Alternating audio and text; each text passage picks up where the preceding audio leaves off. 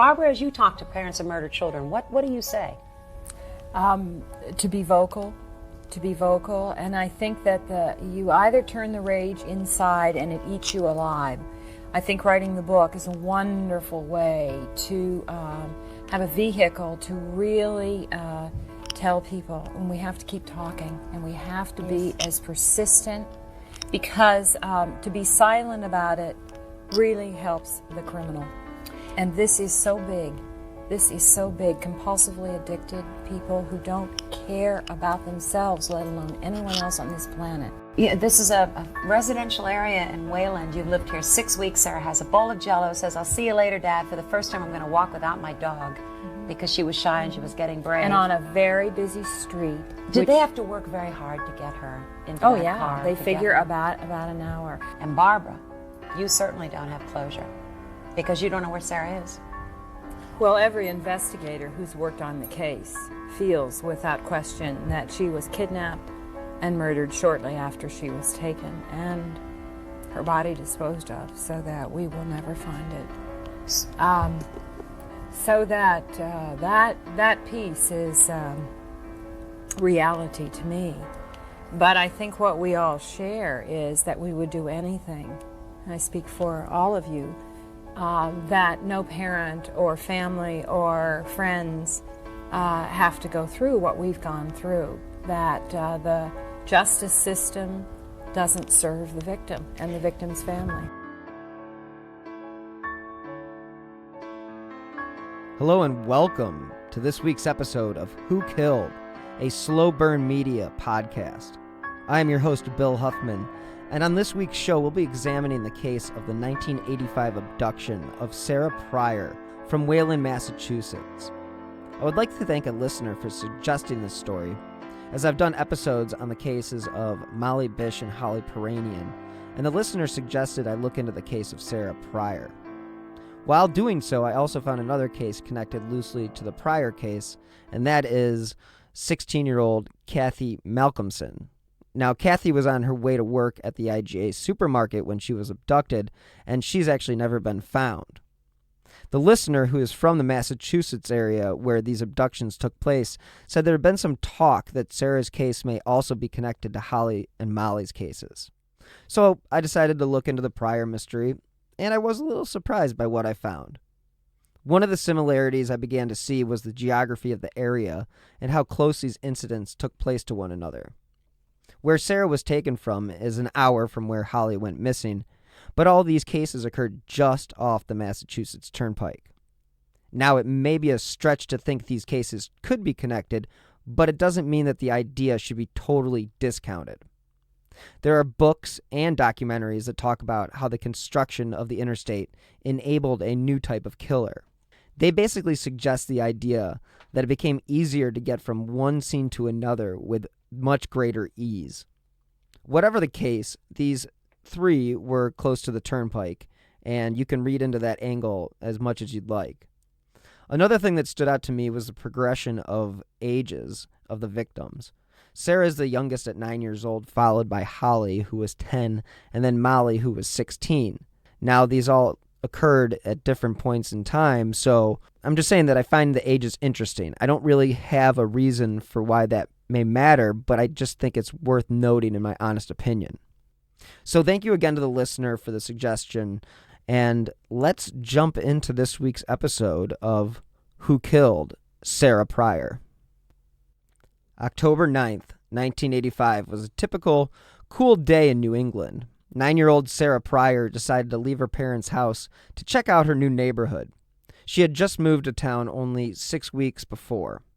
And like any other 1980s child, she put on some music in her Walkman and went on an exploration of her new stomping grounds.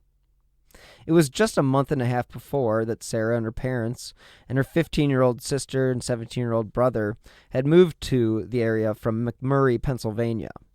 From all reports I've seen, she was just like any other adventurous child. Sarah wanted to know what her new world was all about, and she felt like there was no need to be concerned for her safety. I mean, Wayland is pretty rural. But she never returned, leading her family into what her father, Andrew, described to the press at the time as, quote, an horrendous nightmare. Police and a search party of over 2,000 volunteers searched for Sarah for a week, with each day turning up nothing that moved the investigation in the right direction. The search included an 8-square-mile area in Wayland, Lincoln, Sudbury, Concord, and Weston, and there were no signs of Sarah. Mounted police and volunteers on horseback, along with the Boston PD's K-9 unit, participated in the expansive search. The chief of police at the time said that since the family had recently moved to the area, they didn't know much about them, so it was tougher to find out who or where they would be hanging out. What the chief didn't realize at the time was this was going to become a mystery that he would actually be connected to for the rest of his life. And I'm sure most police officers or detectives don't think about how a case may impact them in the long term. But as listeners of this program know, Chief of Police Mark Spetzel has been connected to the Amy Mahalovic case for the entirety of his career. It's always a possibility when you catch a missing person case that it will stay with you forever. Not likely, but by all means possible. The Boston Globe reported in their 1985 October 15th edition that police said they were moving the investigation to Sarah's hometown in Pennsylvania. The search in McMurray, Pennsylvania, did not turn up anything that had anything to do with Sarah. Investigators were actually forced to admit they only based the search on the belief that she may be feeling homesick since she had recently moved. Now, Wayland is a quiet, usually peaceful town of 15,000, course, until they're not, as we've all come to learn. From an article that Bella English wrote for the Boston Globe for a 30-year retrospective on the Pryor case, much of what I'm going to tell you comes from the article that she wrote titled A Reunion Party, 30 Years After the Worst Time of Her Life, and it was published on November 4th, 2015. Now, the widely reported story goes like this. Sarah had just finished eating a dish of Jell-O, which she had made for herself. She watched a TV show, and that's when she told her dad that she was going out. Her father said, "Aren't you going to clean that dish of Jell-O?" And she said, "I'll clean it when I get back." Andrew Pryor said, "She walked out the front door and I never saw her again." According to Wayland police officers, Sarah walked north on Concord Road for approximately 1.5 miles. Several people saw her as she walked. Then she disappeared, according to the police. We don't know exactly where. It is our belief that she was abducted. But we have no crime scene, no witnesses, and no physical evidence. We do not know what happened to this child. Now, Sarah was described as your basic average, happy-go-lucky 9-year-old girl, and she was very shy around strangers. She was very much a family-oriented child, and she was very athletic. She also did well in school. Sarah was never seen again, but the photo of the blonde girl with a gap-toothed grin remained rooted in the minds of many. The case of Sarah Pryor captured the imagination of not just greater Boston, but the entire country. 3 weeks after the disappearance of their sister, the Pryor kids returned to school, and her mom returned to work to try to bring some sense of normalcy to their lives. According to an article from the Boston Globe in December 1985, Sarah's parents offered a reward of $30,000 for the return of their daughter. Lieutenant Gerald Galvin was in charge of dealing with the media and keeping them up to date with the latest developments in the Sarah Pryor case. Galvin had told the Boston Globe that the community was rallying behind the family and that the phones had been ringing off the hook. Galvin had made a statement in the same article that gives you a better idea of the terrain around where the Pryors lived. He said there are about 80 acres of swampland behind their home and is considered pretty rural. Now, the hefty reward was announced at a press conference. The conference had been arranged to discuss the state of the case. They announced that they had created a reward committee and a hotline for people to use if they have information about their daughter. Once the hotline was created, the tips started to pour in. Some of value, most of not. Unfortunately, when you have a missing child, you must take all the tips, good or bad. And this is most likely how the search moved to Rhode Island. As if this case wasn't mysterious enough, the police received an anonymous letter directing them to the state of Rhode Island. Investigators had to take all tips seriously, even if the Rhode Island search turned out to be just another red herring. Especially since the letter was the second of its kind And since authorities had nothing else to go on, Rhode Island, off they went. Now, both letters had Boston postmarks. They were examined for fingerprints, and being 1985 and all, they didn't really have much else to go on. I wasn't able to find if they actually caught the person who sent the letters, but they were clearly sending the investigation into a different direction. As I've come to notice through a lot of these missing person cases, there seems to be a lot of common tropes that occur after a child goes missing, and one of those is the candlelight vigil. Sarah's case was no different, and on November 24th, 1985, about 100 family members and friends gathered at the Church for the Holy Spirit to show the support for the Pryor family. Now, Sarah had been missing for more than a month and a half at this time, and as the time moved on and there was no sign of Sarah, the writing was on the wall. She was most likely not going to be coming home. 5 days after Sarah disappeared, the search was in full swing. Unfortunately, despite all of the searches and having all of their resources at their disposal, including helicopters, canine units, mounted police, they were unable to find any trace of the missing girl. As the days, weeks, and eventually months started to go by, the hard truth was beginning to set in. There was a real likelihood that she would never be coming home. Sarah would go on to miss holidays, birthdays, and all of the things a young girl should experience. While the police searched fruitlessly in Rhode Island, the search was halted during the holidays. And in my opinion, this would have been a good time for the investigation to take stock of what they have found, or whether or not they were following a bunk lead. As the one and only John Walsh says, it is vital for the family to keep the story in the news. It is one of those important and awful things that a parent has to do because the news is the news, and they do like to move on to the next story. The local news can be a family's best friend if they have a missing child. They can take more time to focus on the minutia of a search and also be there for any press conferences the family may hold. The national news is another beast altogether.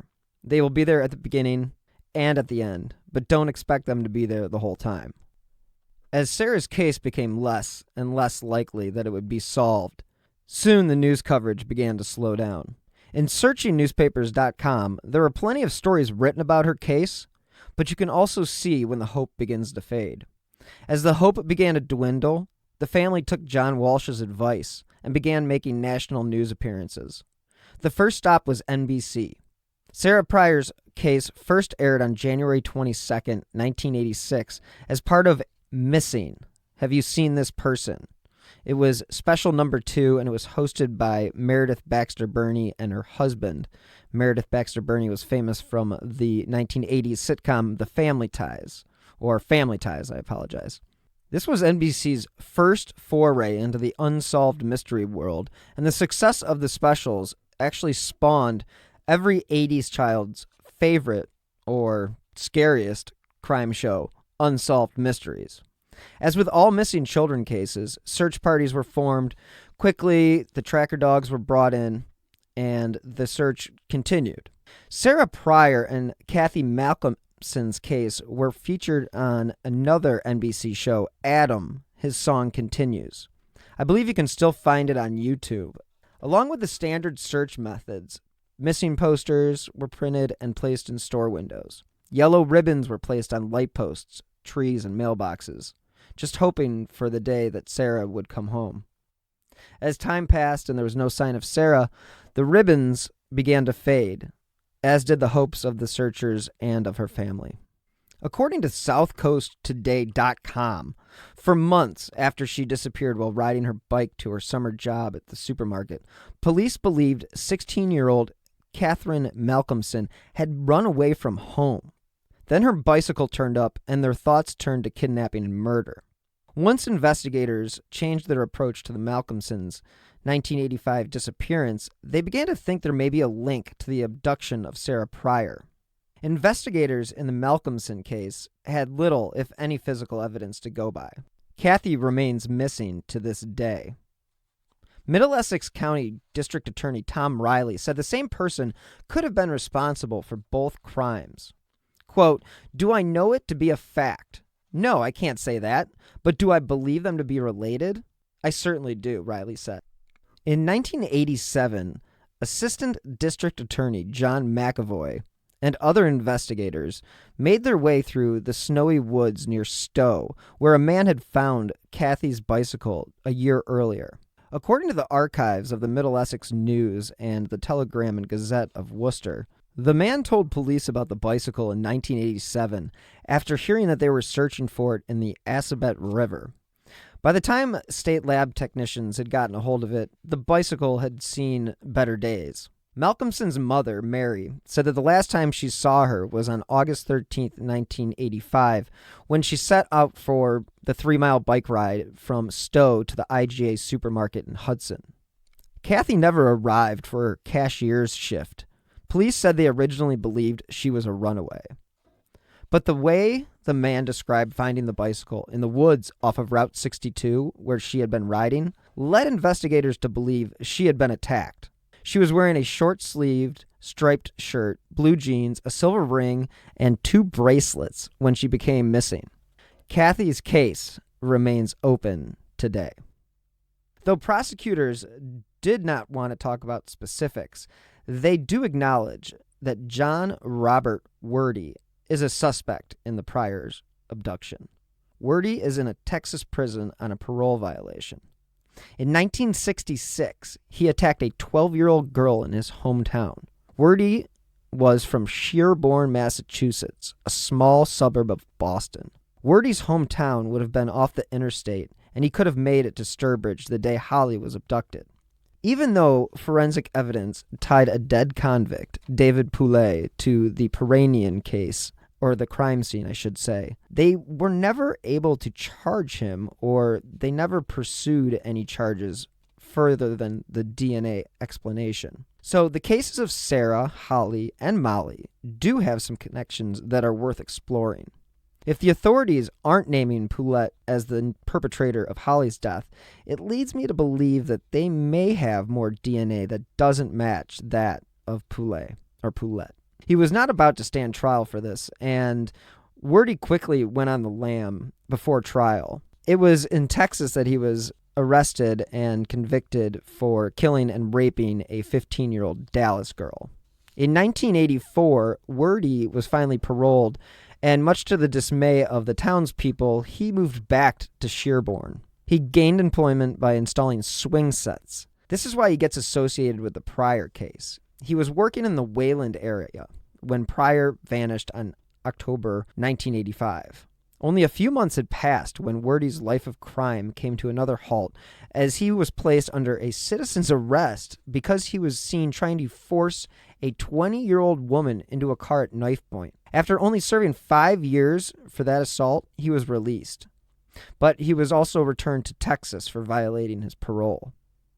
Werde was convicted in connection with the abduction attempt in Newton around the same time that Sarah disappeared. Police questioned Werde in the Pryor case, but they never charged him. As is common in missing child cases, her parents separated because being with one another just continues to produce so much grief. And when Sarah vanished in 1985, the Daily News reported that she was last seen walking along Route 126 in Wayland, which was near the Lincoln town line. In February 1986, the Boston Globe dropped a new theory that must have come from the police. The theory said Sarah was taken to the Columbia Point housing project in Dorchester shortly after she was abducted. So after the search in Rhode Island didn't pan out, investigators began searching abandoned homes in that area. Those searches also turned up nothing. Detectives and investigators were running out of ideas. The Boston FBI thought one of their most trusted criminal informants could be of good use. So the Boston Globe reported on September 12, 1997, about the length investigators were willing to go to find Sarah. And what happened next could be a scene right out of a Scorsese movie.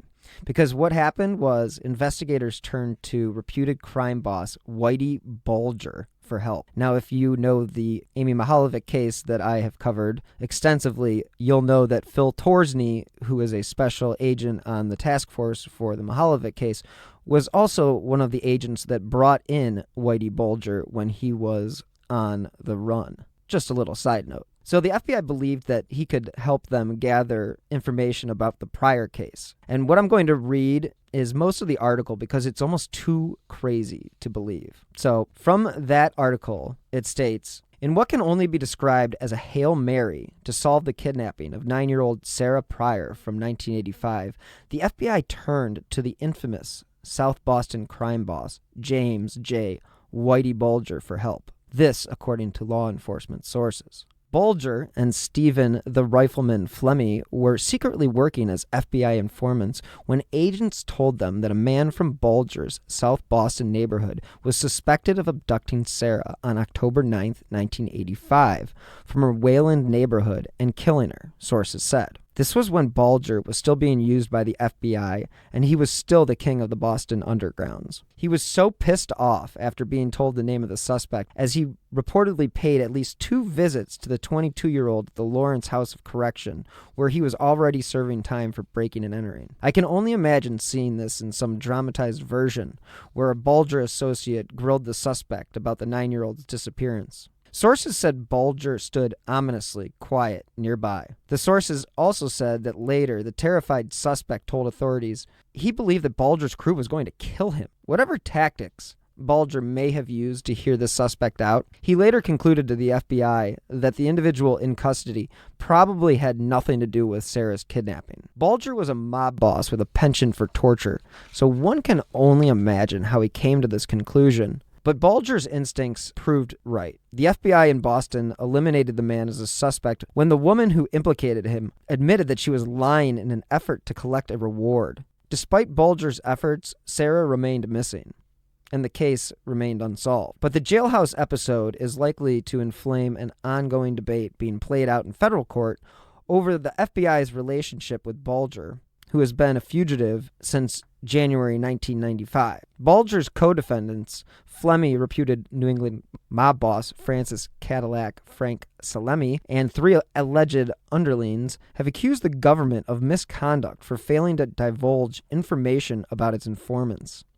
When faced with a court order this year, the FBI conceded that Bulger and Flemmy were FBI informants from 1971 to 1990. The extent of their cooperation is detailed in documents that remain sealed. When asked about Bulger's assistance in the investigation, FBI spokesman Peter Ganares said, "I am not prepared to confirm nor deny the information." Law enforcement officials say it's appropriate and routine for investigators to reach out to underworld informants when trying to crack high-profile cases, especially when a life is at risk. But defense lawyers say it's dangerous to use a known criminal as an agent of the government. Quote, "If I was Sarah's father, I could care less how they found her killer," said prominent Boston defense lawyer Thomas M. Hoops, a former prosecutor and past chairman of the Massachusetts Bar Association's criminal section. But speaking as a defense attorney, it's a terrible thing for the government to use a guy like Whitey Bulger to go shaking down people and terrorizing them. Hoops said using an underworld figure like Bulger as an agent of the good is making the line that law enforcement likes to keep so bright non-existent. But an investigator familiar with the Pryor investigation said, "We were trying to solve a kidnapping and murder of a 9-year-old girl. We turned to Whitey and Stevie like you would turn to any other source. Who else are you going to use?" It was early 1986 when Laura Hawkins of Roxbury told investigators that she was with 2 men when they abducted Sarah Pryor, raped her, and killed her, and then dumped her body at the Columbia Point housing project in Dorchester. But the Roxbury and South Boston men identified by Hawkins insisted they were innocent, and an exhaustive search of the projects by the FBI, Wayland, Boston, and state police failed to lead to Sarah. So investigators turned to Bulger and Flemmy, hoping that they could pressure the South Boston man into a confession. Quote, "The message was to tell us where the body was," said an investigator. Quote, "I don't think there's anything wrong with that." After flunking a polygraph, Hawkins admitted she had lied and was sentenced to 10 years in prison. Middle Essex District Attorney Thomas F. Riley, who has handled the Pryor investigation, said he was unaware of Bulger's involvement, but quickly added, quote, "But if it happened, I certainly appreciate the help and the intervention." Riley said it was, quote, "certainly a plus for Whitey Bulger if he was trying to help us." Norfolk District Attorney Jeffrey A. Locke, who prosecuted Hawkins' case, said he was also unaware of Bulger's involvement. Locke wouldn't comment on the appropriateness of the FBI's use of Bulger, but noted that generally informants are invaluable tools to criminal investigations. So it was basically one of those things that you would literally see in a gangster film, where they turn to the most notorious crime boss to try to get the information that the police were looking for. So, in my opinion, if Whitey Bulger believed the suspect wasn't the guy, then he wasn't the guy. But in another note regarding Bulger, he would go on the lam in 1995 when he was tipped off by his FBI handler and friend John Connolly. And a federal jury in Massachusetts convicted John Connolly in 2002 for protecting Bulger's gang from prosecution and tipping them off about informants in their ranks. He was sentenced to 10 years in federal prison in that case. Now, in South Florida, jurors convicted Connolly of murder for telling Bulger and his cohort that an executive with the Highlight operation in Miami might cooperate in the probe of an earlier mob murder. Bulger sent a hitman to fatally shoot the executive, John Callahan. His body was found in the trunk of a Cadillac at Miami's International Airport. Whatever friends Connolly thought he had in the underworld abandoned him and then testified for the prosecution. Sarah Pryor's case would remain a missing person until a discovery in 1995 changed the circumstances of the search. From an interview from Patch.com, Wayland Police Chief said that his biggest unsolved case is the disappearance and murder of 9-year-old Sarah Pryor. It was in 1995 that a hunter was making his way through the woods with his dog when he discovered a skull fragment, and it was that skull fragment that was turned over to the medical examiner. But unfortunately, it was 1995, and according to the district attorney Thomas Riley, without any advancements in technology, the ME was unable to make a positive identification back in 1995. So in early 1997, a forensic anthropologist examined the remains and determined that they were those of a child around Sarah's age. The anthropologist also said the remains had been in the woods from anywhere from 3 to 15 years. According to the article, the district attorney's office turned to the Armed Forces Institute of Pathology for help with DNA identification. Now, the institute doesn't take many non-military cases. Typically, the scientists there work on the recovery of soldiers missing from Vietnam. From the remains that were provided, the scientists were able to retrieve several strands of nuclear DNA. But without a sample of nuclear DNA from Sarah's body, they were unable to determine if it was a match. But instead, in late November, they pulled out 12 strands of mitochondrial DNA,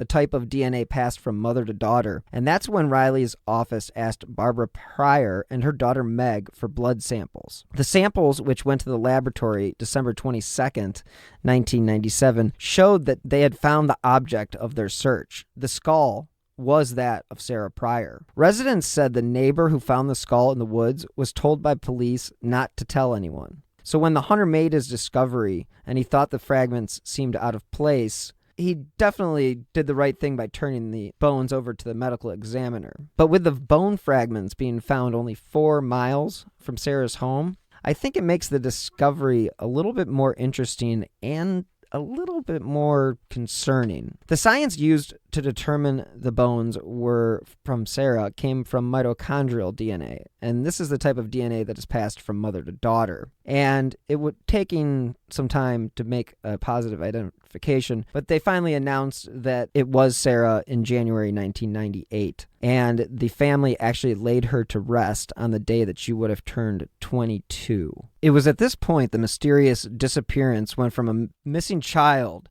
to a murder case. The case remains unsolved, but police and the district attorney believe they have a prime suspect. A month after Sarah went missing, a paroled murderer became the prime suspect when he attempted to kidnap a young girl from a nearby neighborhood.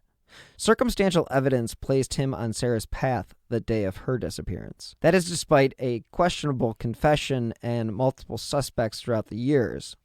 Their prime suspect failed 2 lie detector tests after Sarah was abducted. Texas killer John Werty is the man authorities believe is responsible for both murders. Wordie is a Massachusetts native who investigators believe kidnapped both Sarah Pryor and another girl, Cathy Malcolmson, 17, whose remains were never found. Wordie was charged with trying to kidnap a Newton woman at knife point a month after Sarah's disappearance. After serving 5 years for attempted kidnapping, he was transferred back to Texas for imprisonment on a parole violation. Wordie is serving a life sentence in that state for the 1967 murder of 15-year-old Rose Marie Martin. He comes up for parole every 5 years, and Barbara Pryor has said she will do everything in her power to keep him behind bars. The investigation into Sarah's disappearance was unable to find any sign of her. The authorities were pulling out all the stops. They used psychics, TV, talk shows, hotlines, posters, and even turned to one of Boston's most notorious gangsters for help. So let's take a moment to look at a few factors that were at play in 1985. Sarah was 9 years old when she disappeared on October 9th. She went for a walk on a sunny afternoon near her home in Wayland, Mass. The family had just moved from Pittsburgh just 6 weeks earlier. The case of Sarah Pryor wasn't just local, but it went national. This was the day before Amber Alerts, so there wasn't much communication between authorities. And this was an era where kids had a lot more freedom than kids have today. So much like Chief Mark Spetzel, the police chief in Wayland has been with the Pryor disappearance since the beginning. And he, quote, says, Sarah's disappearance changed the rules for kids playing. They had the full run of the playground before, and after, parents throughout the country insisted on knowing where their children were. Barbara Pryor would become a shoulder to cry on for many parents of missing children. She made a number of guest appearances on the Eileen Prose show. I'm going to play an excerpt from one of Eileen Prose's shows that featured Barbara Pryor, and they do discuss how it's possible to move on after a child goes missing. Well, there's no book that's written that tells you how to do it. I can't change anything that happened. It's incredibly sad, and there's some days when I'm not touched by it. There are days when I'm very, very fragile about it. I guess it is so senseless, and it's so abhorrent to me that someone as beautiful as our daughters were, that the people who were involved with their destruction did not value or treasure the beauty that was that child, with no respect for that child's right to live and the beauty and joy and what that has done to all of us who are now not part of their life. And I would do anything to have that person incarcerated so that they never walk the streets again, because they're looking for a serial repeat offender, which is, I'm sure, the commonality here, who will do it again and again and again without respect for anything. You can tell by listening to Barbara Pryor that she has become very comfortable with the idea of talking about the disappearance of her daughter. And it is very important to note that Miss Pryor would go on these shows while her daughter was actually still missing. She put herself out there and was a rock for people who needed her. And really, it's amazing what strength that this woman had. I cannot imagine the pain that this must have caused, but it is just another example of how strong people can be. In a really weird sort of events, a very odd discovery in Germany took place in 1987, and that was when an American journalist was visiting Germany and was looking at the western side of the Berlin Wall when he noticed a scribbling and wrote it down. In the graffiti, it stated, "Sarah Pryor, wherever you are, we love you. Age 9, missing, October 9th, 1985, Wayland, Massachusetts, USA, God love you." Now, the reporter recorded this in his notebook, and it actually prompted an article by Bob Greene of the Chicago Tribune in an article titled "A Peculiar Find About a Missing Girl." And Greene writes, American journalist Martin Yant was traveling in Germany, and he made a point of visiting the Berlin Wall. He was surprised at one thing. The western side of the wall was covered with graffiti. Some of it was artistic and colorful. Some of it was merely slogans written in German. How odd, he thought. Somehow it had never occurred to him that there would be graffiti on the Berlin Wall. Yant was staring at the wall, and out of nowhere he saw something that startled him. Amid all the drawings and scrawlings and German words, there was that sign about Sarah. So what did it mean? Was there really a Sarah Pryor? Was she really missing? And so what Yanta did, as any reporter would do, he started picking up the phone and made phone calls and found out that there actually was a missing Sarah Pryor from a town called Wayland, Massachusetts. And he reached out to the chief of police. And this is when, you kind of have to just shake your head and wonder how in the world did this happen. But, Williams said that Wayland police were aware of the graffiti, but they did not have any idea or reason to believe that it had anything to do with the actual abduction of Sarah Pryor. And even the police chief went on to say that it makes no sense at all. And asked if he had any theories about what happened to Sarah, his response was not the positive or the silver lining you've probably been looking for, because his response was, "My personal feeling, I do not believe that she is alive. I believe she was the victim of foul play. That is my personal opinion. We continue to investigate the case." Chief Williams said, "I work on this case every day. I made a promise to the parents that I will never stop." Williams said that Wayland is a quiet, peaceful town with a population of 15,000. Sarah Pryor, he said, was your basic, average, happy-go-lucky girl, and she was shy around strangers, as I had mentioned before. Now, again, as I had mentioned earlier, that one of the common things you see in missing children's cases is parents are apt to, one, not move because in case the child returns home, and two, they like to keep the bedroom exactly the same way when the child disappeared, and Sarah's bedroom was no different. And I'm not exactly sure how long they kept it that way, but it was definitely one of those things that they did to keep the hope alive. And, Barbara Pryor was never one to shy away from talking about her daughter. And from all the research I have seen, she was someone that people actually reached out to when they actually would have like a missing persons case of their own. And it's such a shame that she had to go through losing a daughter in such a horrific way. 34 years have now passed since the abduction and murder of Sarah Pryor. If her body had been found sooner, investigators may have more evidence to work with. But then again, this was 1985, and the word DNA was only something you'd hear in a research lab, if anywhere. So do I believe that these cases are all connected? I'm not sure. I believe some of these cases have common similarities, and the location of the highway cannot be understated. I think Holly and Molly cases are most likely connected, but I'm not convinced those cases are connected to Sarah's and Cathy's cases. Could they all be related? I wouldn't rule it out because the close proximity to the turnpike. It is unfortunate, but it is true. Truck drivers make the perfect serial killers. And this is not my opinion. That is the opinion of the FBI.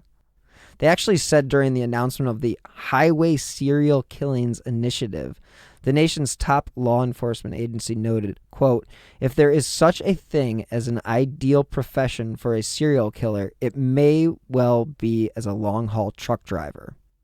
The FBI went on to say in 2004, an analyst from the Oklahoma Bureau of Investigation detected a crime pattern.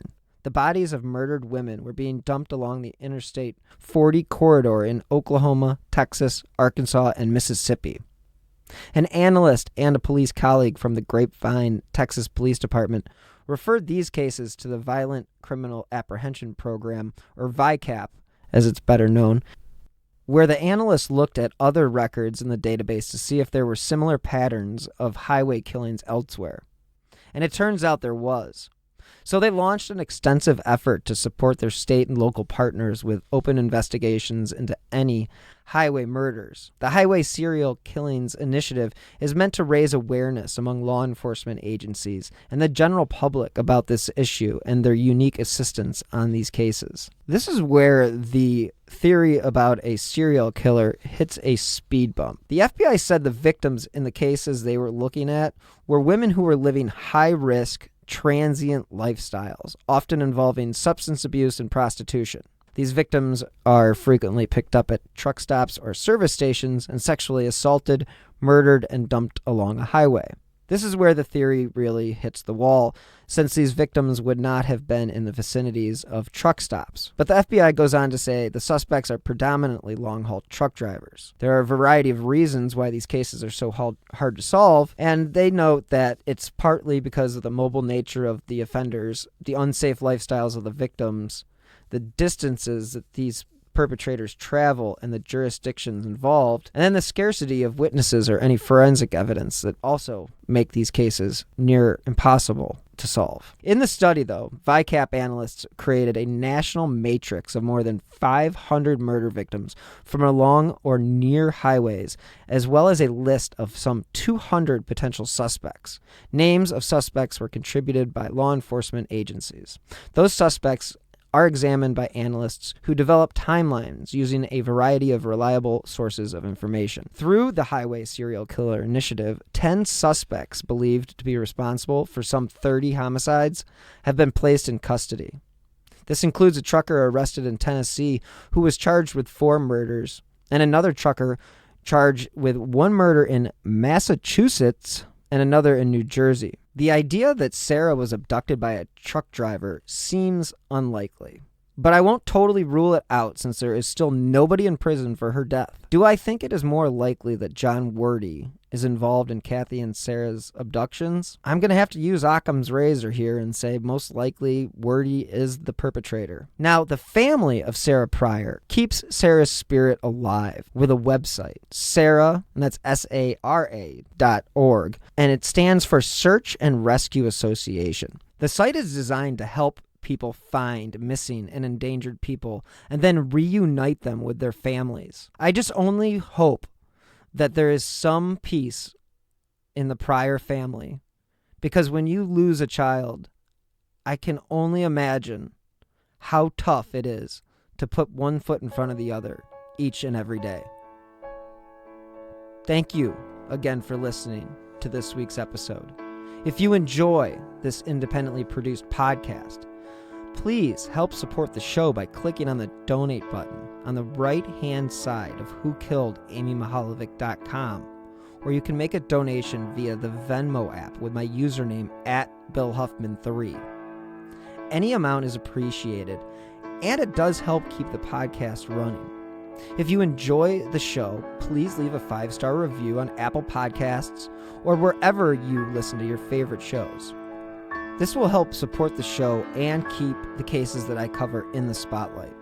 If you'd like to stay up to date on the cases that I have covered throughout the past year and a half, you can follow me on Twitter @BillHuffman3. I have a bunch of new shows in the pipeline as well, so you can find that information on my Twitter handle as well.